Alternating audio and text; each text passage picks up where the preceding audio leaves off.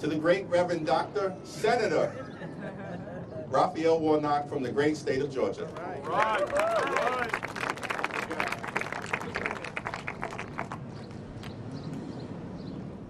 It didn't take us long to see what this Trump administration is all about. This is the worst first 100 days that this country has seen in a very, very long time.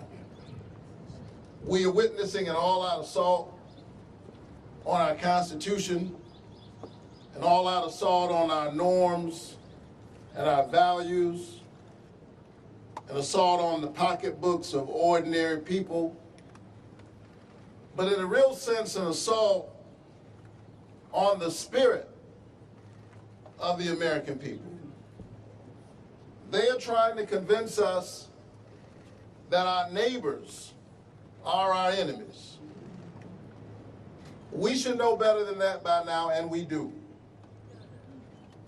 We went through a deadly pandemic in which if my neighbor was sick, while she was sick, I was potentially imperiled because it was an airborne disease. That didn't make my neighbor my enemy. That means I have an invested interest in my neighbor's health care, in my neighbor's ability to be covered.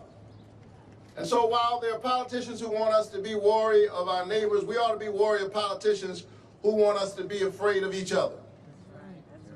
They're trampling due process, striking fear in communities all across our country. They're firing the federal workers who serve our veterans. Many of them are veterans themselves. They have had the honor necessary to fight for us.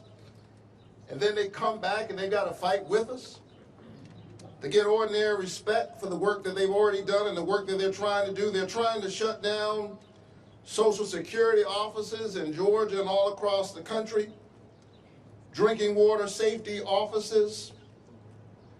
And why are they doing all of this? They're doing all of this in order to pay for a tax cut for billionaires, all the while adding billions of dollars, trillions of dollars over time to our national debt. But here's the thing that they're really trying to do. They are trying to weaponize despair. They're trying to so beat us down that we will be too soul weary to fight, and it's our job to prove them wrong. This country does not belong to the people in power. The power is in the people. So I want the American people to be clear that we are fighting. In many ways you will see our fights. Sometimes you will not see what the fights that we're engaged in, but know that we're fighting for ordinary people. Because we believe that if you center the people rather than the politics, you have a chance at getting the public policy right. That's right. And so we invite our Republican colleagues to join us. The doors of the church are open. The time is always right to do what's right. It's never too late to be on the right side of history. Yes, that's right. And so we want you to rise up to this moral moment and to recognize that we will not give in to wannabe autocrats who want to convince us that they have already won. If they can convince you that they've already won, then you won't fight. You won't raise your voice. The great Andy Young, who's now in his 90s and is a great source of wisdom for me, tells a story of how after they had passed the civil rights bill into law, Dr. King and his team went to visit with President Lyndon Baines Johnson. Dr. King said to President Johnson, I need a voting rights law. My people are being disenfranchised, and we've got to pass a voting rights law. And the president said, Martin, I agree with you, but the sad political reality is I don't have the power to do that right now. I just passed a civil rights law. I've used all of my political capital to muster that through the Congress. There's no way I can get a voting rights law passed. I don't have the power to do that.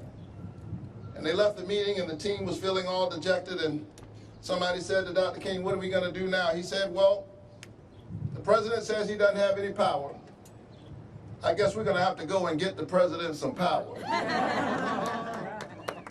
And so I've been thinking about that story a lot lately, because everywhere I go, and I know my colleagues have the same experience, people are asking us, what are we going to do? Will you fight for us? And the answer is yes, we are fighting for you. But Selma was about creating the context for the change that you want to see in the world.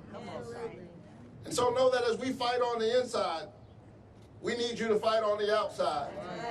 And we will prove once again that this is the United States of America, and at the end of the day, it's the people who have the last word. Love has the last word. Justice has the last word. Righteousness has the last word. We will continue to fight.